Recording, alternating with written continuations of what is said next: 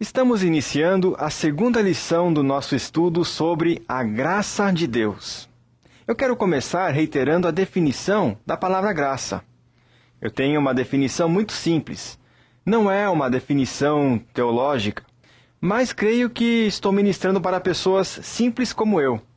Assim, vemos que graça é tudo de graça para pecadores que nada merecem. A palavra graça dá a ideia de presente e está relacionada à palavra grátis, algo que não custou nada, um presente. Nessa breve série de estudos, estamos selecionando textos bíblicos com a palavra graça, acompanhado de uma segunda palavra.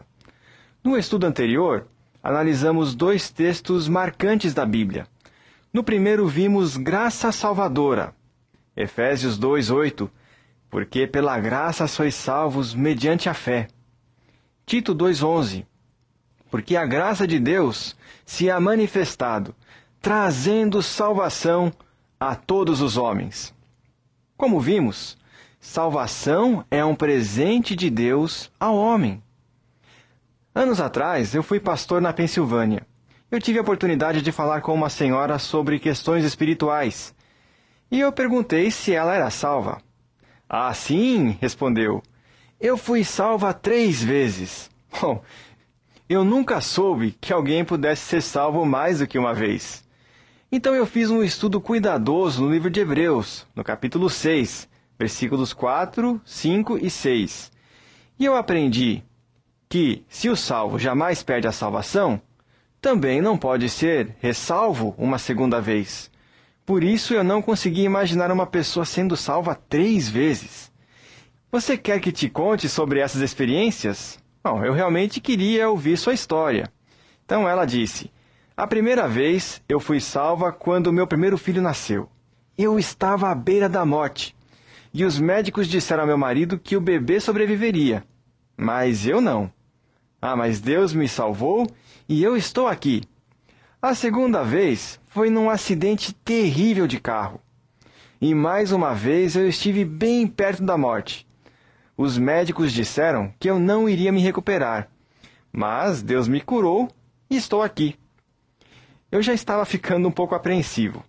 Eu esperava que a terceira experiência de salvação fosse a que estávamos discutindo, a salvação espiritual.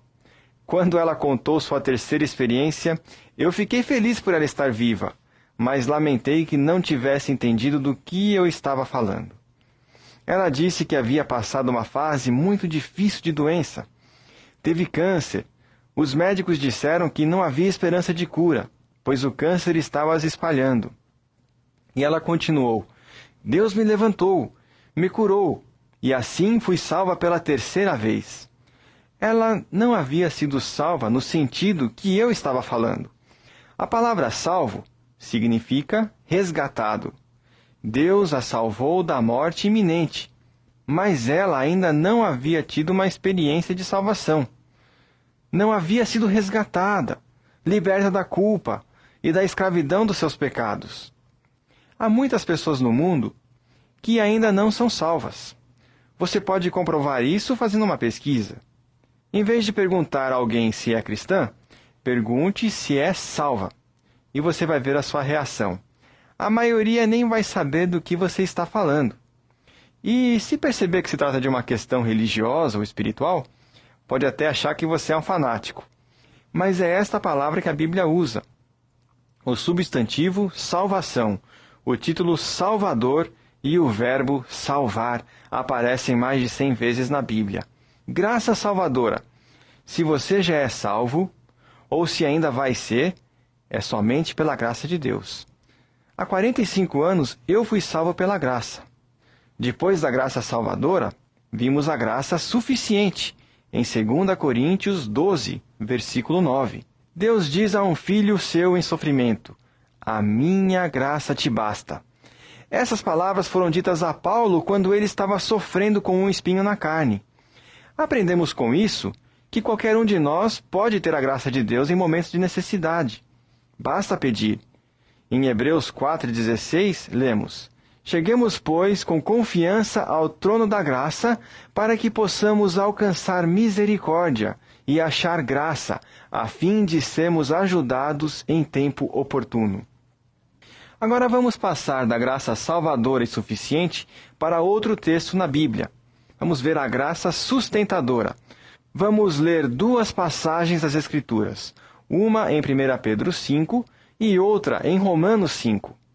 Primeiramente, Pedro 5,12 diz: Por Silvano, nosso fiel irmão, como cuido, escrevi brevemente, exortando e testificando que esta é a verdadeira graça de Deus, na qual estáis firmes, sustentados. Nesse texto, você tem a graça sustentadora de Deus. Antes de comentar sobre isso, vamos ler Romanos 5,1. Tendo, pois, sido justificados pela fé, temos paz com Deus por nosso Senhor Jesus Cristo, pelo qual também temos entrada pela fé e esta graça na qual estamos firmes. Graça sustentadora. Nós temos graça salvadora, Efésios 2,8, graça suficiente, 2 Coríntios 12,9, e agora a graça sustentadora, Romanos 5,2, e 1 Pedro 5,12. Vemos neste contexto o que chamamos de verdade posicional. Quando Paulo diz, por inspiração do Espírito Santo, que estamos firmados na graça, significa que nossa posição diante de Deus não pode ser alterada. Nunca pode ser mudada. Fomos salvos pela graça e estamos na graça. Não podemos firmar essa posição na eternidade por nossa própria força. É uma verdade posicional. Estamos na graça. Nossa posição diante de Deus, nossa posição em Cristo, eu repito, é inalterável. É tudo de graça. A salvação é pela graça de Deus. Ao estudarmos a Bíblia, devemos nos lembrar sempre que em cada passagem há diferença entre interpretação e aplicação. Só pode haver uma única interpretação em cada versículo. Pode ter até aplicações diferentes, mas nunca mais do que uma única interpretação. Vou tomar este pensamento, estar na graça, e aplicá-lo em nossas vidas. Vamos ver 5 vezes em que na Bíblia encontramos a palavra firmes. Vou começar com Gálatas capítulo 5. O apóstolo Paulo diz aos Gálatas, por inspiração do Espírito Santo, que eles eram culpados por algo que nós cristãos hoje, muitas vezes, também somos. É o legalismo. Frequentemente, usamos de legalismo com alguém. Vemos um crente fazendo algo que ele não deve estar fazendo e nós o chamamos de mundano. Normalmente, mundanismo para nós é o que os outros crentes fazem e nós não fazemos. Nos tornamos legalistas quando classificamos assim. Nós determinamos a espiritualidade de uma pessoa pela maneira como ela anda, se veste, comprimento do cabelo. É verdade que a modéstia sempre faz parte da pessoa espiritual. E eu gostaria de apelar aqui para a modéstia feminina entre as mulheres cristãs hoje. Eu não quero me tornar um legalista nesse aspecto, mas acho que há muito pouco disso nos dias de hoje. Eu não posso dizer que uma pessoa não é salva porque usa a saia acima dos joelhos. Não cabe em mim julgar. Eu não sou legalista a esse respeito. Mas muitos de nós somos legalistas em algumas áreas. Os crentes na província da Galácia tornaram-se legalistas, e por isso Paulo escreveu o capítulo 5.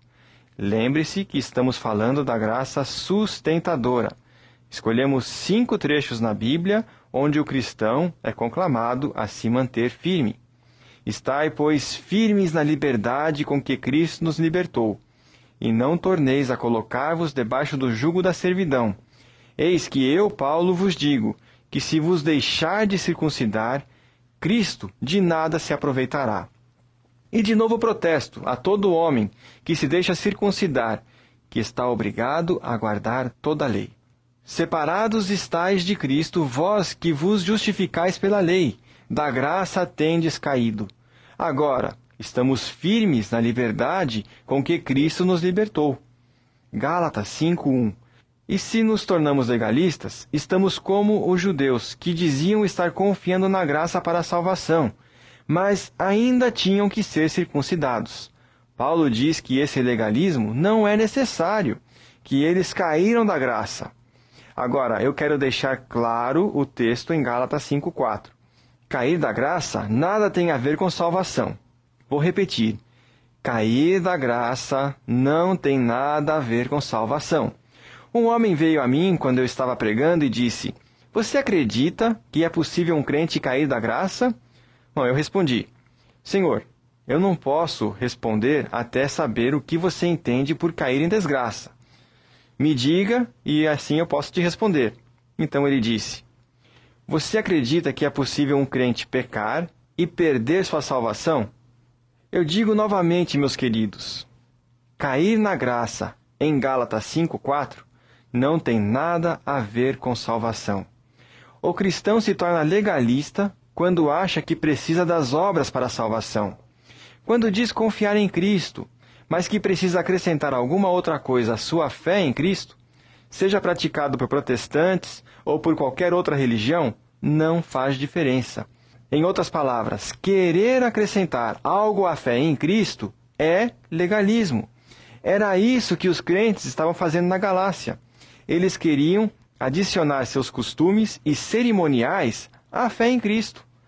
Paulo disse que quando o crente faz isso, cai em desgraça.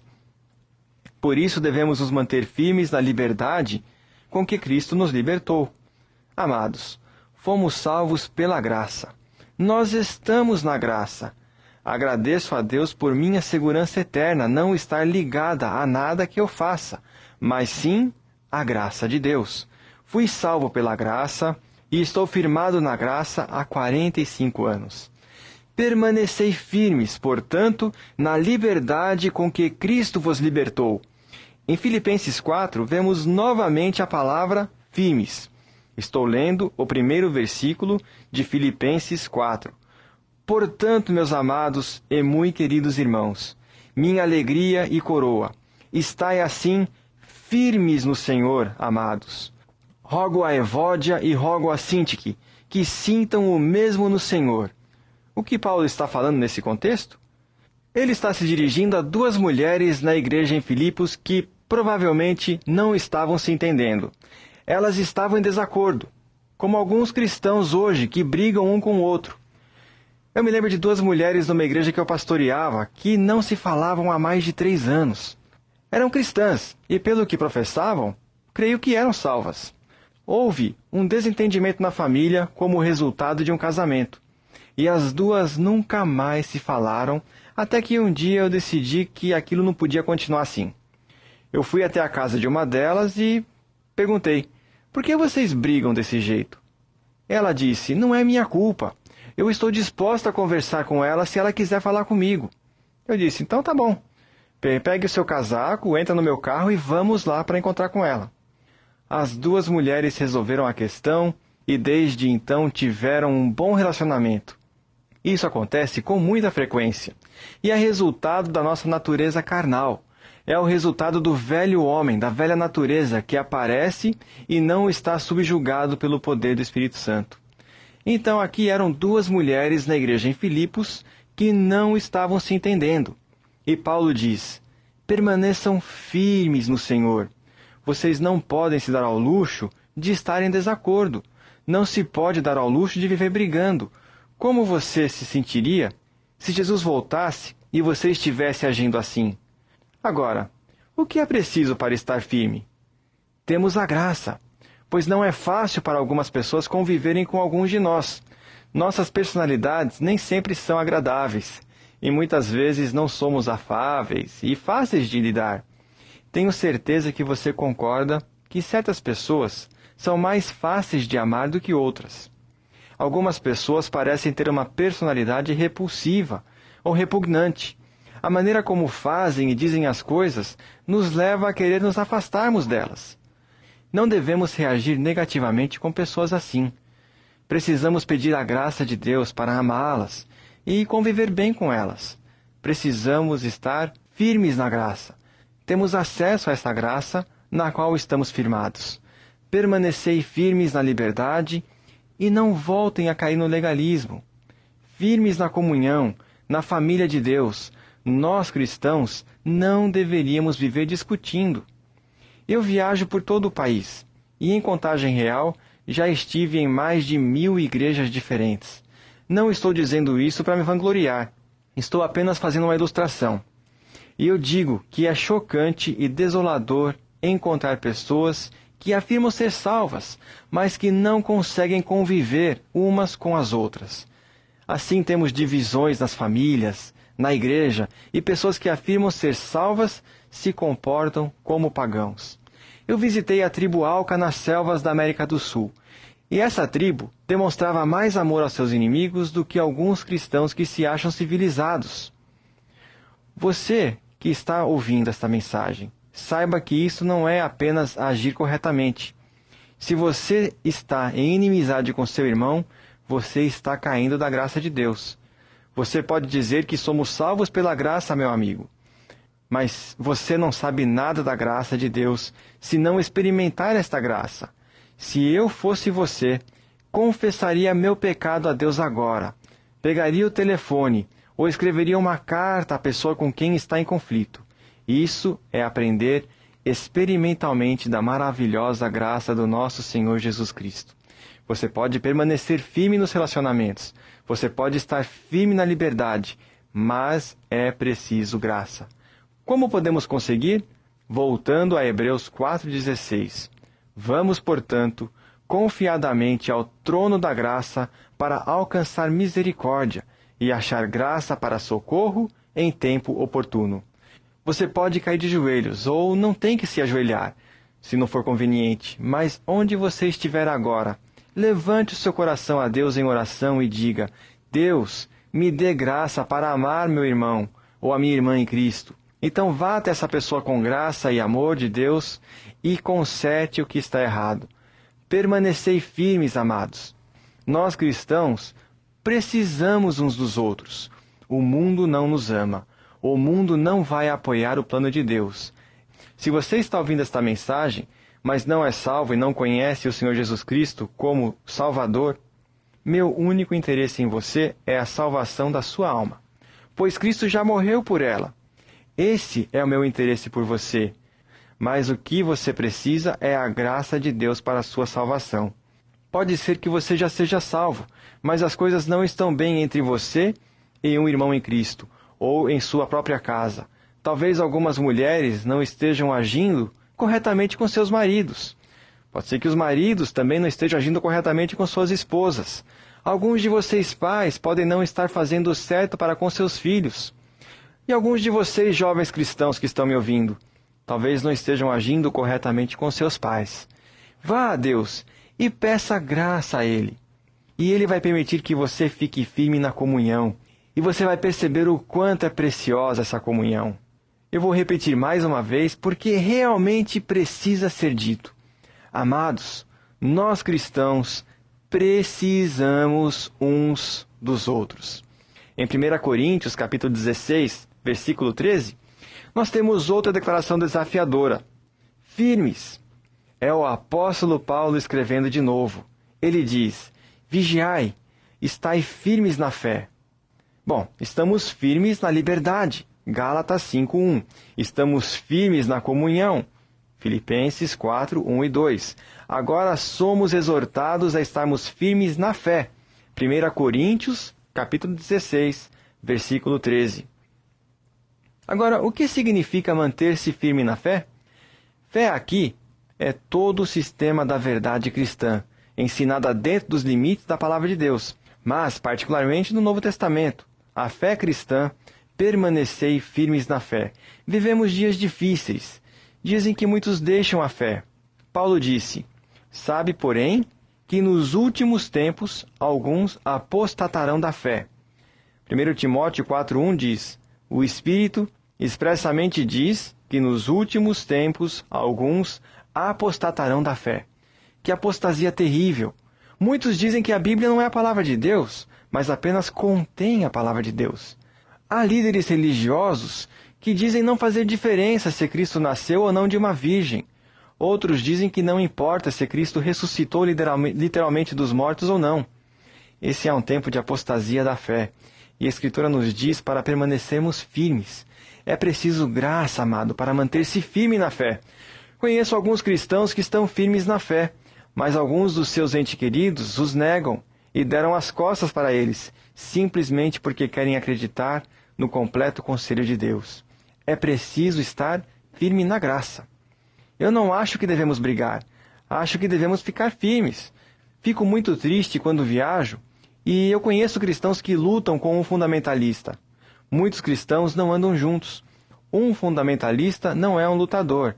É uma pessoa que tem os fundamentos da nossa fé cristã histórica, a inspiração verbal da Bíblia, o nascimento virginal, a divindade, a expiação do sangue e a ressurreição corporal do nosso Senhor Jesus Cristo como verdade. Isto é que é um fundamentalista. Porque temos a reputação de combatê-los, também somos fundamentalistas? O fundamentalista representa os fundamentos. Ele não tem que andar irritado. Os fundamentalistas deveriam ser as pessoas mais amorosas do mundo. Se nós cremos no que pregamos, se acreditamos no conselho completo de Deus, se tomamos a Bíblia literalmente, então devemos manifestar amor às pessoas e não odiá-las e lutar com elas. Ao mesmo tempo, temos que estar firmes. Eu não peço desculpas por ser um fundamentalista e oro todos os dias para que Deus me dê a graça de permanecer firme. Eu não vou me gabar dizendo que jamais vou me afastar da verdade. Eu espero que nunca, pela graça de Deus, eu sei que nunca me afastarei. Não é por minha própria força que sou capaz de permanecer firme, mas sim pela graça de Deus. Você vê que a Bíblia nos diz que estamos na graça. Sadraque, Mesaque e Abdenego estavam de pé quando todos os povos do Império Babilônico estavam curvados diante da imagem de Nabucodonosor. Eles não estavam lutando entre si, não estavam querendo identificação, estavam simplesmente de pé. Todos estavam rendidos, curvados ao ídolo, mas estes três estavam de pé na graça, e foi a graça que os fez sobressair. Agora, vamos pedir graça para ficarmos firmes. Se você não está firmado na verdade, vá a Deus agora mesmo e peça graça. Novamente, vamos ver Hebreus 4:16. Vamos, portanto, confiadamente ao trono da graça para alcançar misericórdia e achar graça para socorro em tempo oportuno. Firmados na graça. Temos a graça de estarmos em liberdade. Gálatas 5:1. A graça de estar em comunhão. Filipenses 4:1 e 2. A graça de repousar na fé. 1 Coríntios, capítulo 16, versículo 13. Vou frisar apenas mais uma vez a graça de repousar sobre os fundamentos. 2 Tessalonicenses 2:15. Paulo usa um termo para fundamentos que às vezes os cristãos não aceitam muito gentilmente. Em 2 Tessalonicenses, capítulo 2, versículo 15, Paulo chama de tradições. Portanto, irmãos, estai firmes e retende as tradições que vos foram ensinadas. A palavra tradição não é uma palavra feia. Pode ser uma boa ou uma má tradição. E as tradições da Bíblia são boas. E ele diz, firme nos fundamentos, nas tradições. Que Deus nos dê graça hoje. Se você está sofrendo, querido filho de Deus, volte-se para o Senhor. E Ele dará graça suficiente. Se você precisa de graça para ter comunhão na família, na igreja, nos fundamentos, na liberdade, então vá a Deus e Deus lhe dará graça.